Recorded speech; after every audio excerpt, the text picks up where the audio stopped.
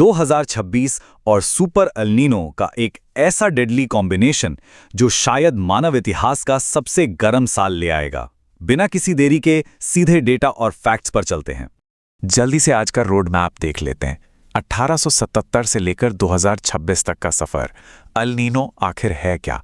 इसके साथ climate change का मिक्स होना, भारत पर इसके चार तरफा असर, कुछ अनदेखी मौतें और आखिर में इससे बचने के प्रिवेंटिव मेजर्स। तो शुरुआत करते हैं सेक्शन 1 से। 1877 से 2026 तक का सफर। हिस्ट्री पर नजर डालें तो पैटर्न एकदम क्लियर हो जाता है। 1877 का ग्लोबल अकाल, जिसने आगे आने वाली आफतों का एक बेस सेट किया। उसके बाद 2015 की जानलेवा हीट वेव्स और 2024 में तो हमने देखा ही कि कैसे धूप में रखे क्रेयॉन्स तक पिघलने लगे थे। अब ये सीधे 2026 के मेगा एल नीनो की तरफ इशारा कर रहा है, जिसके 2026 के मानसून सीजन से टकराने के चांसेस 61% हैं। आगे बढ़ते हैं सेक्शन 2 पर। आखिर ये एल नीनो है क्या? इस कंपैरिजन पर नजर डालते हैं। नॉर्मली ट्रेड विंड्स किसी पंखे की तरह गर्म पानी को पुश करके ऑस्ट्रेलिया की तरफ ले जाती हैं, जिससे वहां बारिश होती है। पर एल नीनो आते ही ये हवाएं कमजोर पड़ जाती हैं। पंखा बंद हो गया समझिए। गर्म पानी वहीं रुका रह जाता है और जो बारिश जमीन पर होनी चाहिए थी वो बीच समंदर में ही हो जाती है। आसान शब्दों में एल नीनो एक क्लाइमेट साइकिल है, जहां पैसिफिक ओशन का एक बड़ा हिस्सा अजीब ढंग से गर्म हो जाता है। ट्रिलियंस ऑफ लीटर्स पानी इतनी हीट रिलीज करता है कि पूरी दुनिया के हवा और बारिश का पैटर्न 6 से 12 महीने तक बदल जाता है। भारत और ऑस्ट्रेलिया जैसे देश बिल्कुल सूखे पड़ जाते हैं। अब आता है सेक्शन 3, क्लाइमेट चेंज का डेंजरस मिक्स। इसे एक एनालॉजी से समझते हैं।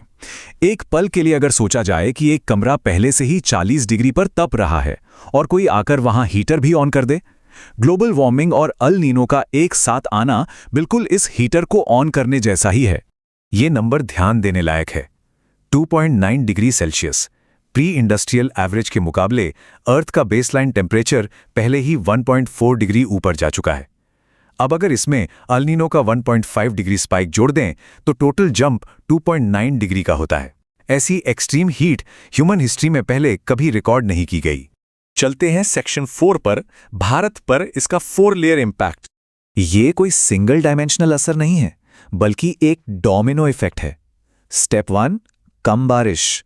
स्टेप 2, इसका डायरेक्ट नुकसान एग्रीकल्चर को होता है। स्टेप 3, खेत सूखने से हीट वेव्स और सीवियर हो जाती हैं। और फाइनल स्टेप, ग्रोसरी स्टोर्स में खाने पीने की चीजों के दाम आसमान छूने लगते हैं।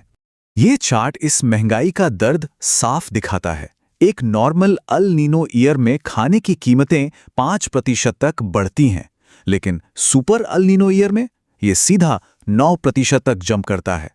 और इसका सबसे ज्यादा असर उन लोगों पर पड़ता है जिनके पास कोई फाइनेंशियल बफर नहीं होता। स्ट्रक्चरल कमजोरी कितनी ज्यादा है वो इस डोनट चार्ट से पता चलता है। भारत की 51% खेती पूरी तरह से मॉनसून की बारिश पर डिपेंड करती है। वही मॉनसून जिसे एल नीनो पूरी तरह से बर्बाद करने की ताकत रखता है। अब आते हैं सेक्शन 5 पर, इग्नोर्ड डेथ्स और रियल थ्रेट। बड़े इकोनॉमिक डेटा के पीछे एक बहुत भारी इंसानी कीमत भी छिपी है। दिन की तेज धूप से ज्यादा जानलेवा अक्सर रात का अर्बन हीट आइलैंड इफेक्ट होता है। शहरों का कंक्रीट दिन की गर्मी को सोख लेता है और रात भर उसे रिलीज करता रहता है। इस वजह से इंसान की बॉडी को कूल डाउन होने और रिकवर करने का टाइम ही नहीं मिल पाता। ग्राउंड रियलिटी पर फोकस करें तो 38 crore informal workers, delivery drivers और कंस्ट्रक्शन लेबरर्स की हालत बेहद खराब हो जाती है। टेम्परेचर 1 डिग्री बढ़ने पर अर्निंग 14% गिर जाती है। हीट वेव्स में तो 40% तक इनकम का लॉस होता है। 2024 में पूरे देश का इकोनॉमिक लॉस तकरीबन $194 बिलियन था। और इस टेबल में डेटा का भारी अंतर साफ देखा जा सकता है। सरकारी एजेंसी एनसीआरबी और आईएमडी के नंबर्स इंडिपेंडेंट स्टडीज के सालाना 1.5 लाख डेथ्स के आंकड़े से बिल्कुल अलग हैं। ऐसा इसलिए क्योंकि हीट वेव को ऑफिशियली नोटिफाइड डिजास्टर नहीं माना गया है। अगर ऐसा होता तो कानून के हिसाब से विक्टिम्स की फैमिलीज को 4 लाख रुपए का मुआवजा देना मैंडेटरी हो जाता। आखिर में सेक्शन 6, सॉल्यूशंस और प्रिवेंटिव मेजर्स। हालांकि डेटा डरावना है, पर कुछ सॉल्यूशंस बहुत इफेक्टिव हैं। पेडेस्ट्रियन लेवल पर टेम्परेचर को 12 डिग्री तक कम करना पूरी तरह से पॉसिबल है।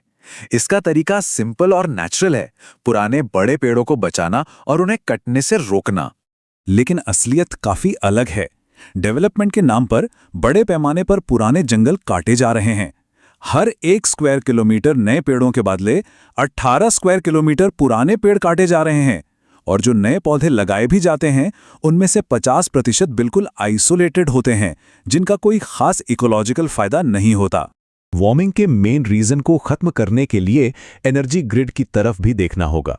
भारत की 70% इलेक्ट्रिसिटी आज भी कोयले से बनती है। इस बात को इग्नोर नहीं किया जा सकता कि तेजी से सस्ते हो रहे होम सोलर एनर्जी की तरफ शिफ्ट होना अब कितना जरूरी हो गया है। ये छोटे मगर प्रैक्टिकल कदम बहुत बड़ा बदलाव ला सकते हैं। मैच्योर पेड़ों को बचाना, सिर्फ 10-12 रुपए का ORS पैकेट इस्तेमाल करना, या धूप में काम करने वाले वर्कर्स को पानी और छांव ऑफर करना, ये चीजें कम्युनिटी लेवल पर एक मजबूत रेजिलियंस बिल्ड करती हैं। जाते जाते एक बेहद परेशान करने वाला सवाल, अगर बेसलाइन टेम्परेचर ऐसे ही बढ़ता रहा तो 2026 में पैदा हुए किसी बच्चे के लिए 45 डिग्री की नॉर्मल गर्मी का क्या मतलब होगा? अगर अभी कलेक्टिव एक्शन नहीं लिया गया तो क्या आने वाली जनरेशन कभी ऐसी गर्मियां देख पाएगी जो जानलेवा ना हो? इसी थॉट के साथ आज का ये डीप डाइव यहीं खत्म करते हैं।